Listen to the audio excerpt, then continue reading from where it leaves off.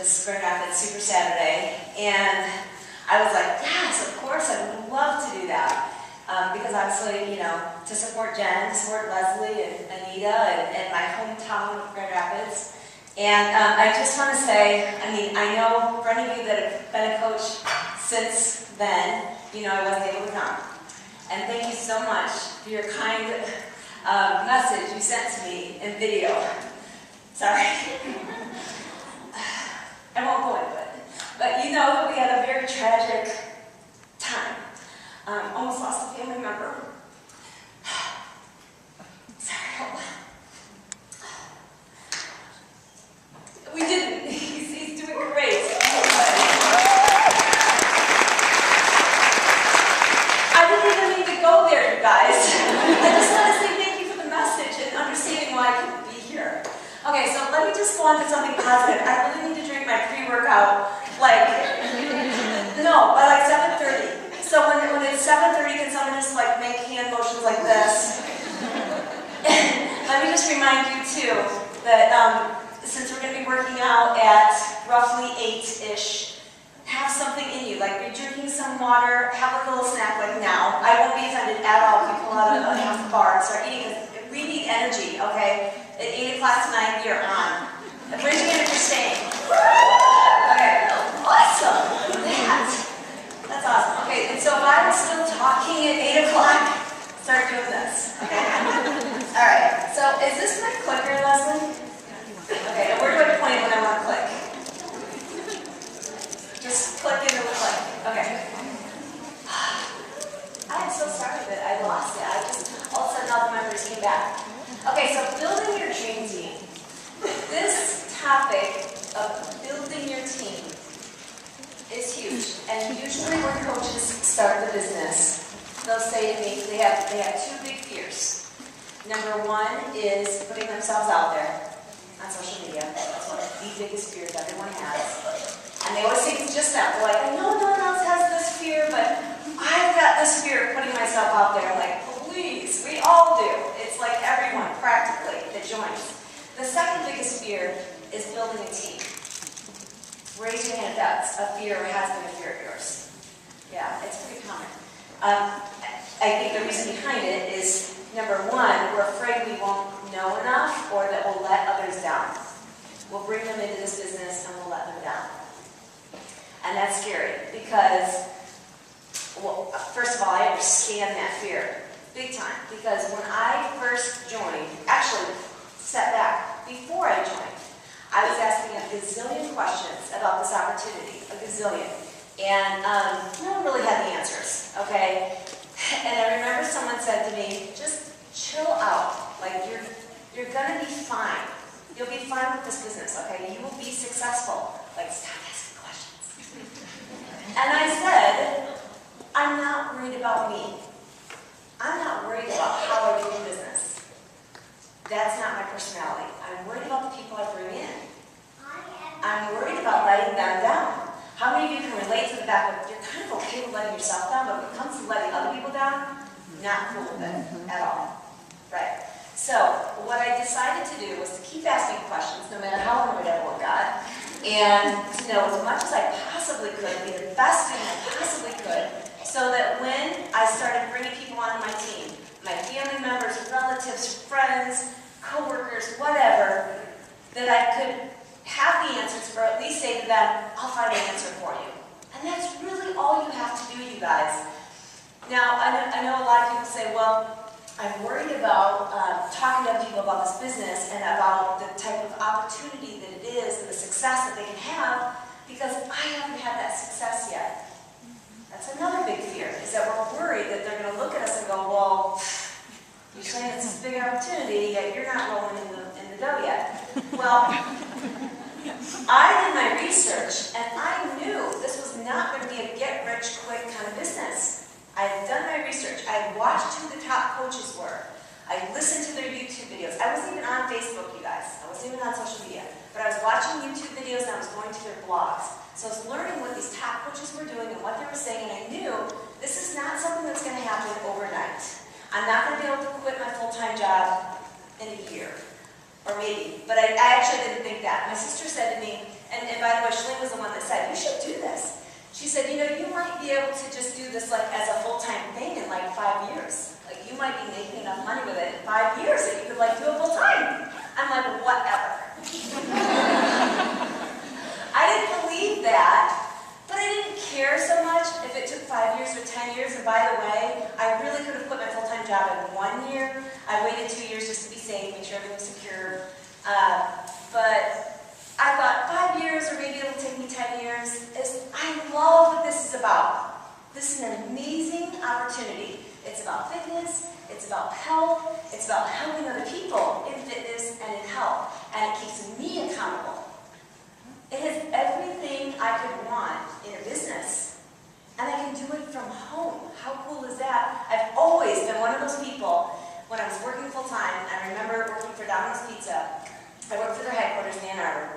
And I remember sitting in my cubicle and just looking out into the, to the fields and the beautiful outside. And I thought, God, I just wish I was outside. I just don't want to be like, at a desk all day long. And when I worked, I usually worked till 7 or 8 at night.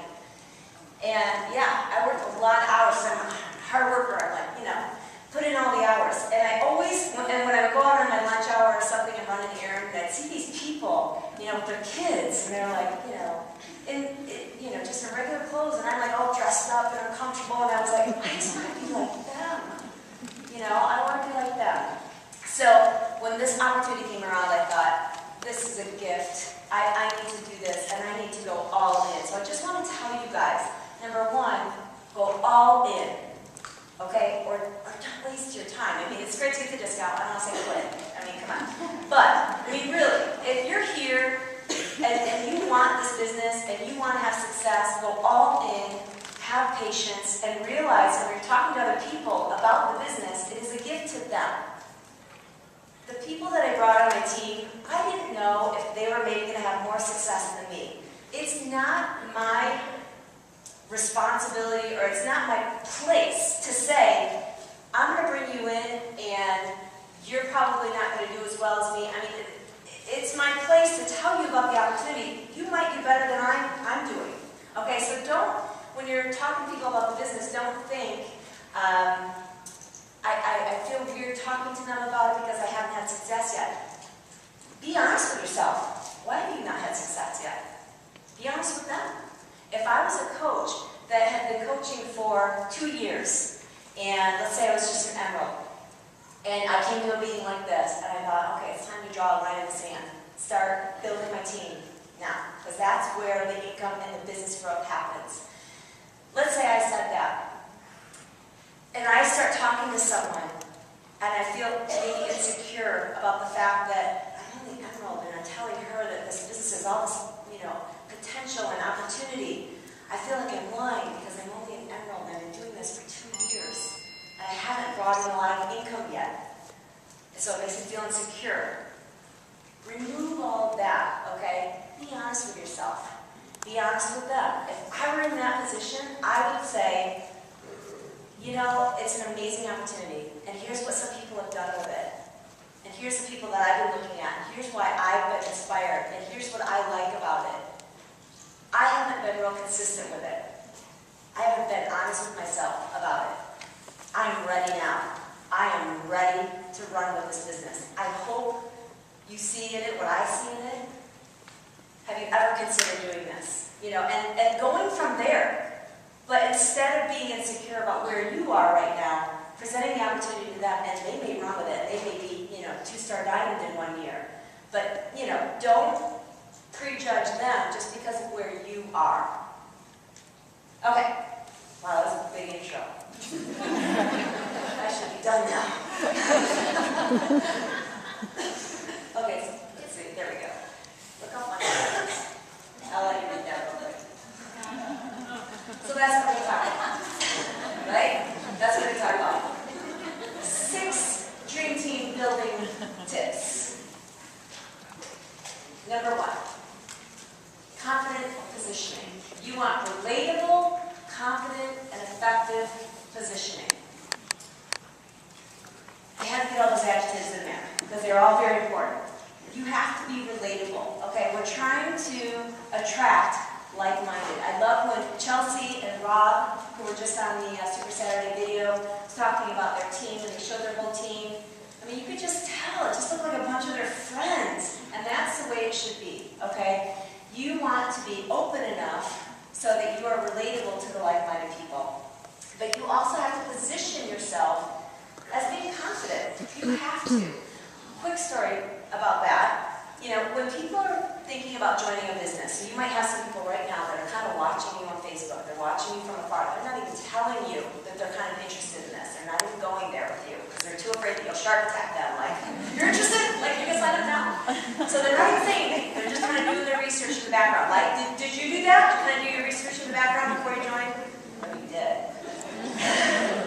So, but people want, if they're serious about that, if they're serious about this business, and that's what you want people who are serious about the business, right?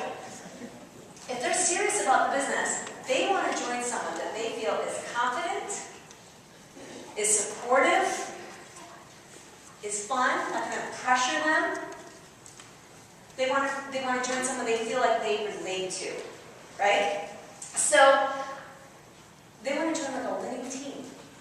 You know, they want to feel good about who you're joining. Trust me, because I've talked to a lot of people that have come to me and said, you know, I have a coach, and I'm not sure she's real serious about the business, so I'd like to join you. I cringe. I mean, seriously, because I think of my own coaches. I'm like, I wonder if that's one of my coaches' customers saying that to me. It really bothers me. So I say to them, you know what? They may be very serious about this business. Go back and talk to them and see what they have to say about that. Ask them if they're building their business. Ask them about it. So I refer them right back to their coach. But it makes me cringe because I think, I guarantee you that coach is serious about this business.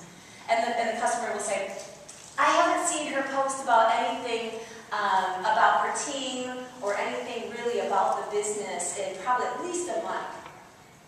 So that just goes to show you they are watching this stuff. And they don't see all your posts. So this coach of hers may have posted something in the last month. Maybe it was just one post, maybe it was two posts, but this girl didn't see it. She wasn't going to join her coach because she didn't think she was serious about her business. Positioning is so incredibly key. People want to join who they relate to and who they see as confident and serious about their business long term. So you have to be who you would want to join.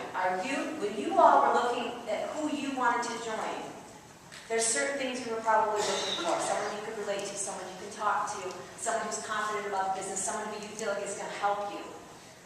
You need to be that person and make sure that you are conveying that you're that person.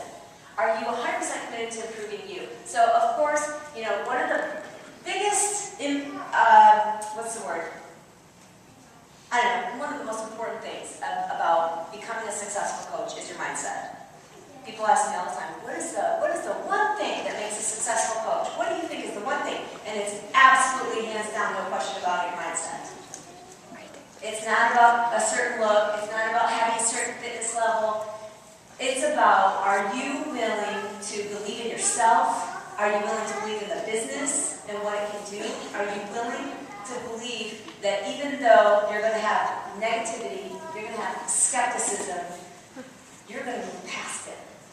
Because there's people out there that need this business, and they need you.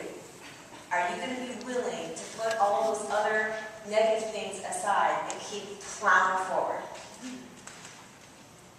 So, personal development is huge for so many people that need personal development. You switched also, the slide. You switched the slides by accident. Did I just switch that? I wonder why I was so confused. I'm like, also, it's something else for free. This is so out of order. Quick look back. There it is. Okay. It's so sensitive. Okay. Personal development, positive mindset. That's what I said. Number one.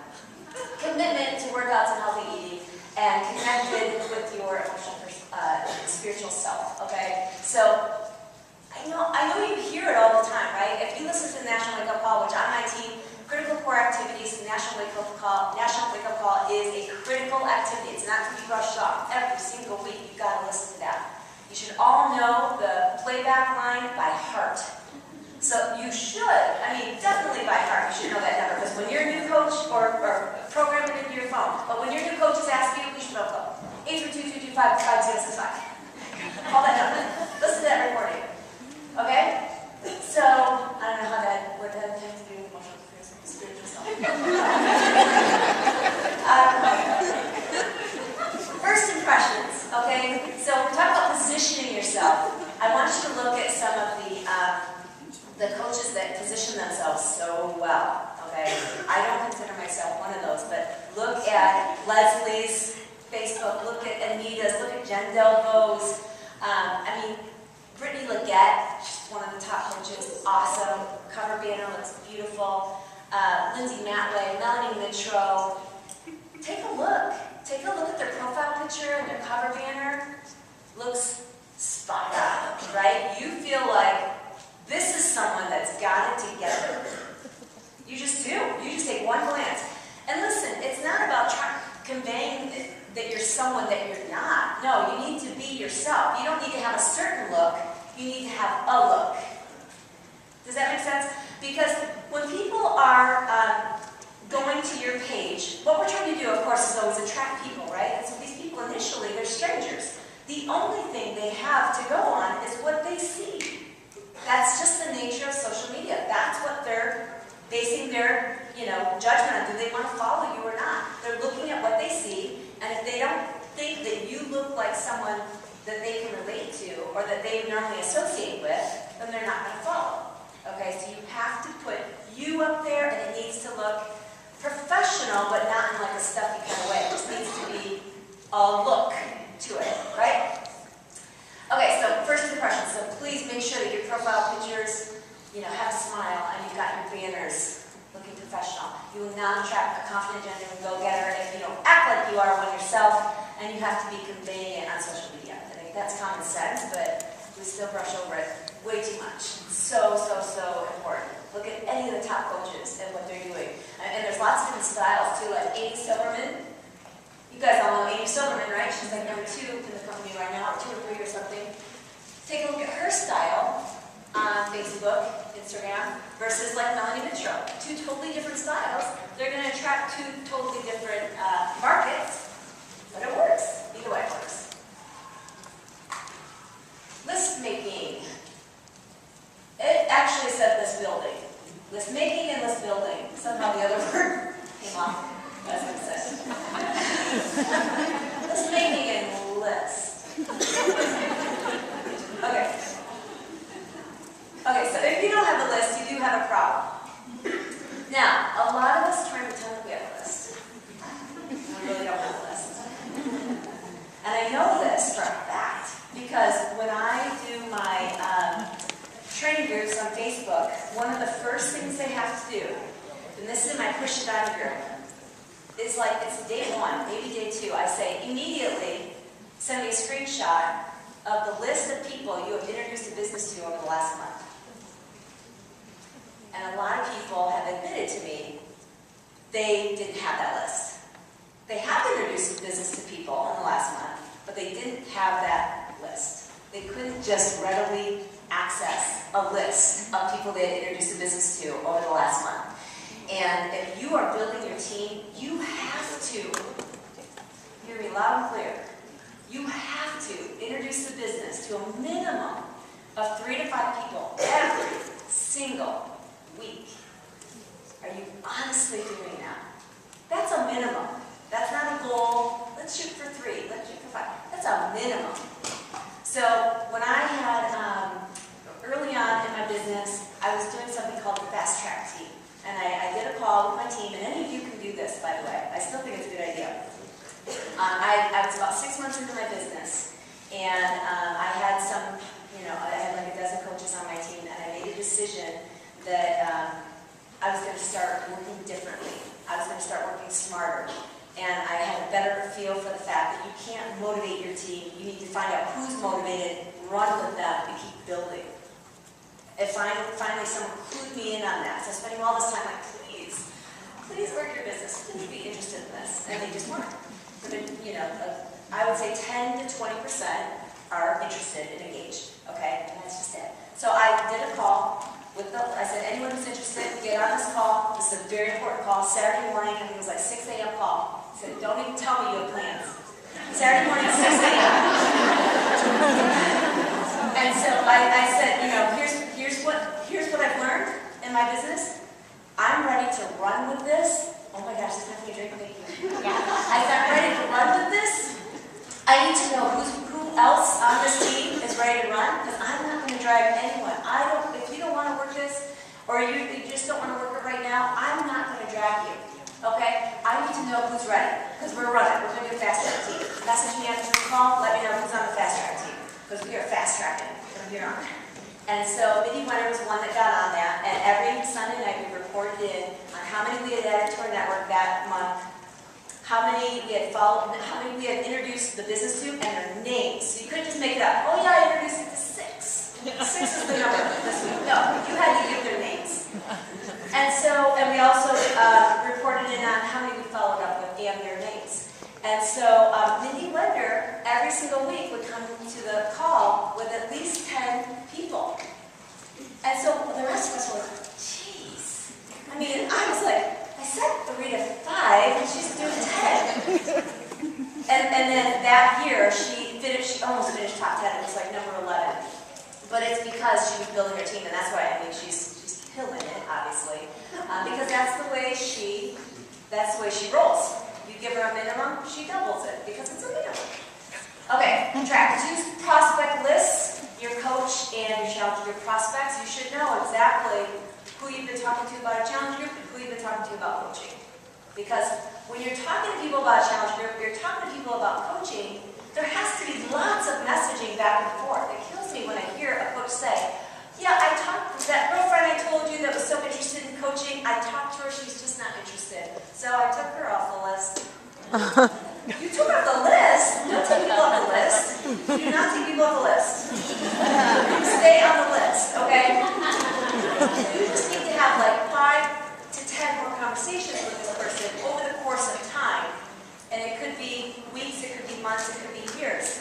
I've had lots of people. I've got my good friend Angie Hunt sitting in the crowd. She's one of my star diamonds. And she didn't join at first. And I was like, I don't get it. She's like so athletic and perfect for this. And she would do a P90X at the time. And she just had no interest whatsoever. She ended up joining, was it 2 years later, Angie? Oh gosh, no, I think it took about 4 years. 4 years? 3 or 4, yeah. You just don't know. You do not know. And you cannot control it. Sometimes it's what's going on in their life or what their mindset is about it. And I probably didn't do things right then either. When I first talked to you about it, I thought it was ridiculous. But it just goes to show you. Keep those people on the list. Okay? Keep that list going forever. Unless you just really don't like the person anymore or you don't want to see them. Okay, so you have to be tracking though. Okay, let's be clear. You absolutely have to be tracking, and people always ask me, well, what's the best way? Oops, I just pulled this off. What's the best way? And I always say, it doesn't matter. Just do it. Just do it. You'll find a way that works, and you'll find a way that doesn't, and I won't be able to find this microphone. Okay. Oh my gosh, it must be almost out of time. You already know that.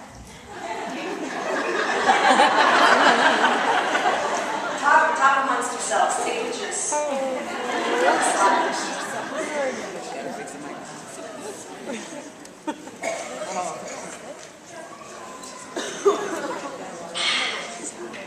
You better have energized. All right. Either that or the new stuff. Posting consistently.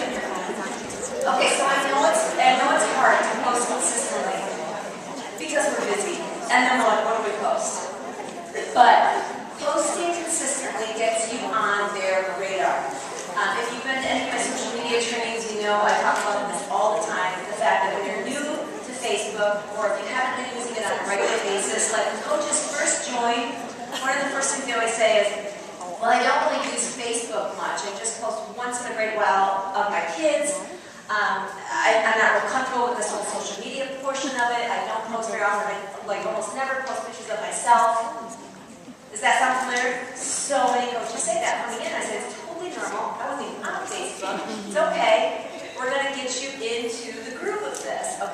The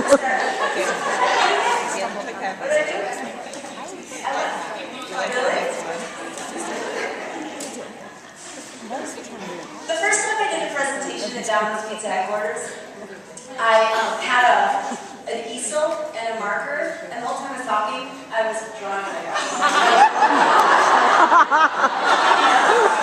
What's crazy is that no one told me. No one told me. I had on this lavender, nice dress, and I was drawing black all over.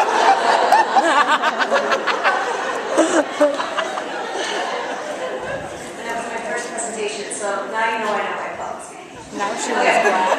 So posting consistently, when you're posting, when you have what's going on behind the scenes called Facebook Affinity or Facebook Edge Rank, and what that's doing, Facebook is kind of calculating your popularity behind the scenes.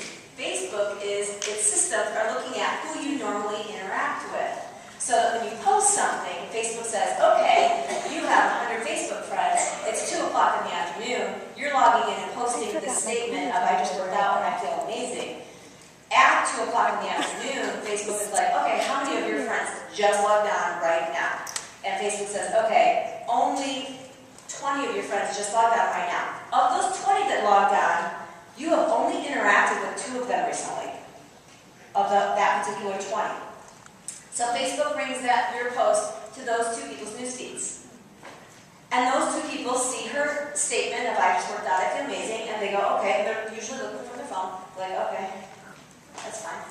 And they keep moving, right? It's not that they don't care, it's just like, all right, they're looking for some, some drama or something. They're looking for something eye-catching, they're looking for, like me, So, I mean, something like, good, really, really good, And so, or what they want is they want to talk. We always want to give our opinion. We want to give our advice. We want to support other people. And the people that want to do that are the people we want anyway. We like people that love to give advice, that love to give their opinion, that love to give their input.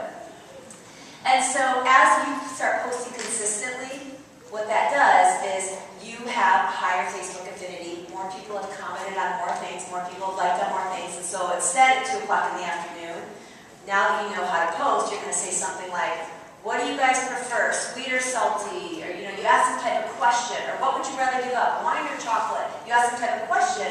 Now, instead of 2 people, going to 2 people's news feeds, it goes to 10. And right away, all 10 of the people are like, oh, no question about it, I like wine, or no question, I would give up chocolate or whatever. They want to give you their input, okay? So now Facebook says, oh, all 10 people commented on that. That must be a popular post. It brings it to more people's news feeds, and more people's news feeds, and more people's news feeds.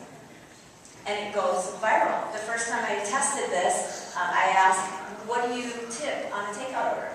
And the post went viral. And it was like 4 days later, and people were still commenting on it. Which shows it was still landing in their newsfeed because so many people wanted to tell me what is an appropriate amount to tip on a takeout order. Okay.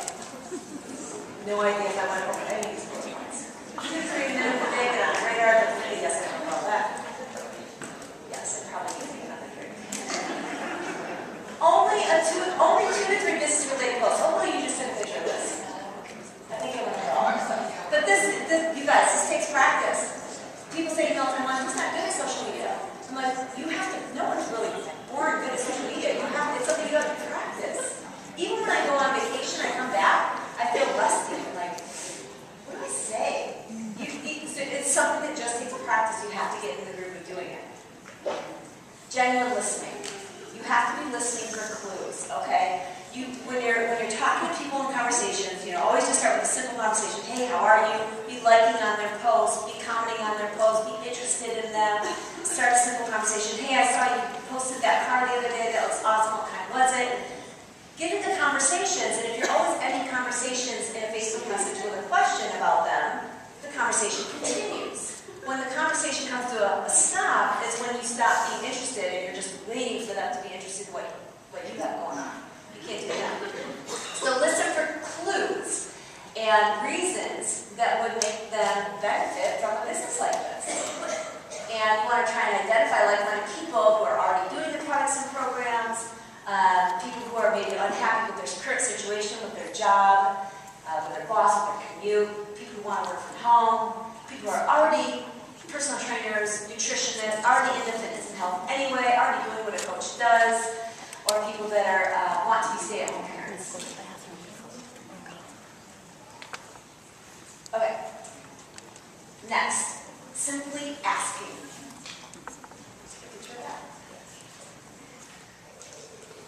Ask in personal messages. One time I went to a, let me tell you a quick story. Do I have time? What time is it? Okay. So when I first became a coach, like I said, I was all in. All in. And I didn't know how to recruit. I didn't know how to build a team. What I did do right away is made a list of everyone I know. I always tell my new coaches to do this, make a list of everyone you know. Matt and I sat down, we made a list of everyone we knew. I think we had 100 to 200 people on the list. And we just started talking to people, calling people, and I can't believe I actually called people. I never used a phone, but I actually called people because I wasn't on social media. Now I would say do it on social media if you prefer that. And so that's how I built my initial, my first team members was just from reaching out to friends, family, coworkers, my husband's coworkers, distant relatives. The majority of people thought we were crazy, you know. I mean, I had probably, of that group of 200 people, I think I had 10 to 12 who ended up joining, and that includes mom and dad. And so that means a good, 190, 188, whatever the math is, thought we were crazy, right? I didn't contact everyone, but a lot of the people on the list. And so I went to this training, he's a network marketing guru, and I said, now if I know other people in my life who I maybe don't talk to on a regular basis, and I think that they would be interested in this business, is it better, like if I know like 5 people, is it better if I get them in a group and like have lunch with them and talk to them about this, present it to a big group of people, or is it best if I talk to them individually? He said, no doubt about it, you have to talk to them individually. That's why there's no doubt about it, even when you're doing like a coach sneak peek, or you're doing a coach call or coach webinar, that you do that, but then you also talk to those people individually, because it gives value to the fact that you want them on your team. And it gives value to their situation, okay? Because as they're listening to your coach sneak peek or your webinar, they might be thinking, yeah, but I don't know if this really relates to me. I don't really know if this will help me in my situation. But if you can reach out to them personally and say, hey, I know you said this, and you're unhappy with this, and this isn't going to be a quick thing, but it's something you can start building on the side, and really talk about their specific situation. Whenever people decide to join, listen to this. It is because it helps them solve a problem. So if you're not helping them recognize what problem in their life or what goal it helps them reach, what problem helps them solve or what goal it helps them reach, they're not going to join. It doesn't matter if you said it's free. There's no fees, there's nothing, and Shakeology gets sent to you for free. They still probably won't join.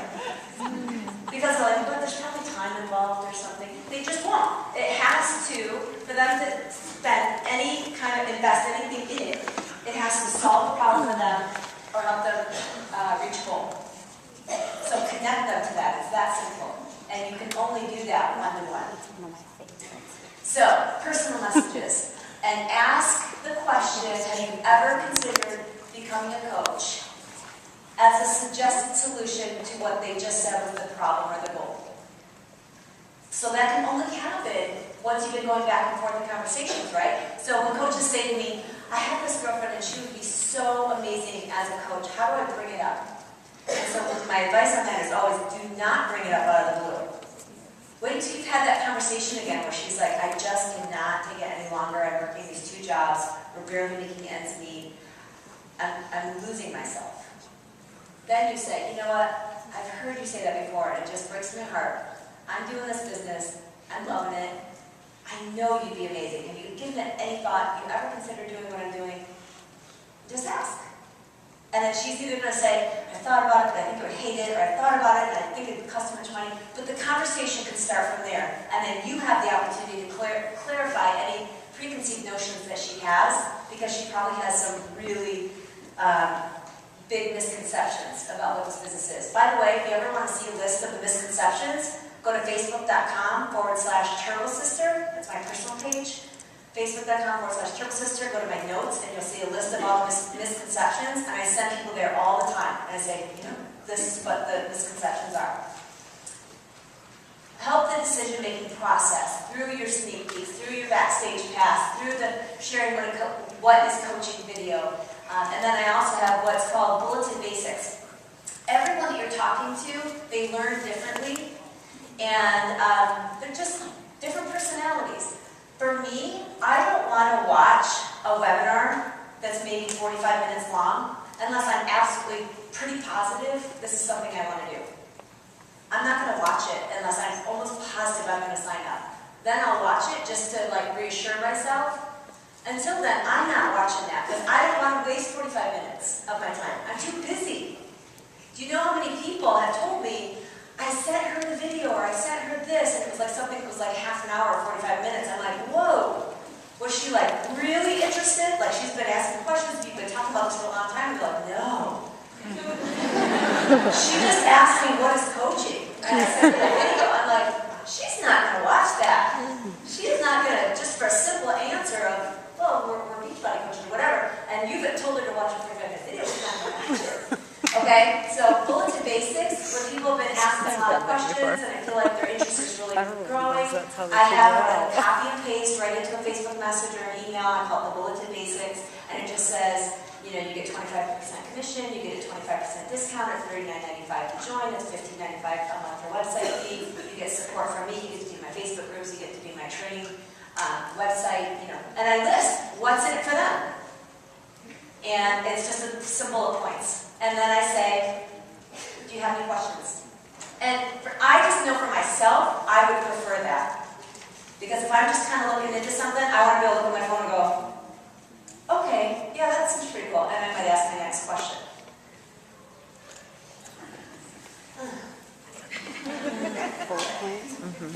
You can take a screenshot of that, but that's just I think that, for you guys and for your coaches, it's helpful to have scripts to see examples of what to say.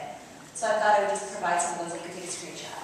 And these actually, Meg Kozlowski, one of my top coaches, she did this in a presentation. I said, hey, can we grab those for today? Because those are great. So this is from Meg Kozlowski. She wrote these. Got it? Wait, no. Yes. Did you get it?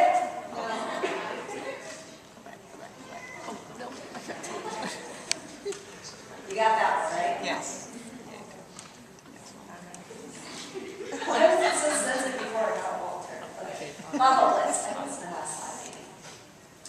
Okay, so I talk about this a lot with my team, follow-up blitzes, because it's helped me.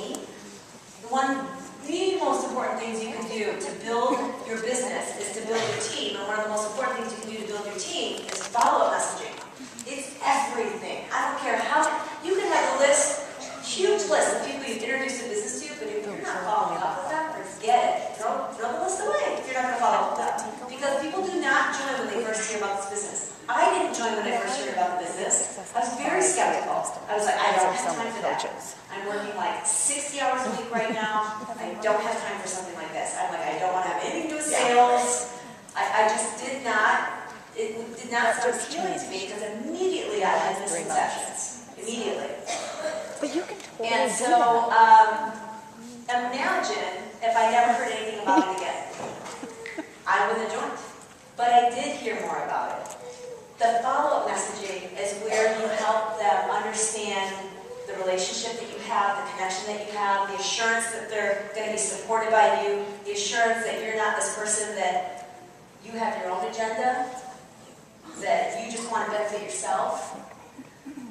The follow-up messaging is not just one message saying, have you watched the video? Do you think you're going to join? It's not that. Follow-up messaging is a bunch of messages over time. Okay, so when I do a follow-up blitz, I'm going to have the same person on the list several times. And each message is not going to say, are you going to join yet? Are you decided to join yet? Are you joining? No, it's just, hey, by the way, how are you? I know you guys just moved. How'd it go? Moving is so stressful. Are you able to get back into your workouts? That's what I mean. Okay? Yes, we talked about the business. And in this message, in this follow-up message, we're not. We're just talking. But that's what I mean by follow-up messages. And at some point in there, in that follow-up series, I'm going to say, by the way, I have a Coach Basics training starting soon. This would be a great time. Have you given it any more thought? And then I'll end the message with something personal. I saw your new car. It's amazing. How do you like it? Something personal. Because a lot of people say to me, I follow up and then I get crickets. And more often than not, I see that they didn't have anything personal in the message. It was all about the business, or it was all about the challenge group. And the person on the other end, you can just imagine, they're like, I haven't decided yet. You know, they're like, I haven't decided if I'm going to do this business. I haven't decided if I haven't talked to my husband yet. I haven't talked to my wife yet. I don't know if they have the money this week or whatever. And so they let the message go. And it's just off the radar and they forget. But if you've at least said something like, oh my gosh, I saw the picture of your little girl, she's so cute. You know, and ask a question, they want to respond to that. So they'll respond to that, and then they might say, and I'm still thinking about the business. That's one way that you're more likely to get a response back. Okay. I think that's it for that one. Hold on. Yeah, 5 to 8 messages. Any of you that have seen infomercials, obviously Beachbody's infomercials, they run and they run and they run and they run, right? Or QVC, you know, you watch about the same product forever and ever, and you're like, I do think I need that. that's how it is. You just initially you're like this, and then as time goes on, you're like, I don't have that in my life. Same thing with this business. That's how it was with me. Initially, I was like, no way. And then I just kept opening up to the idea. We're stubborn. Okay, so sometimes the thing you're most afraid of doing is the very thing that will set you free. And I really do feel like building your dream team is one of those things.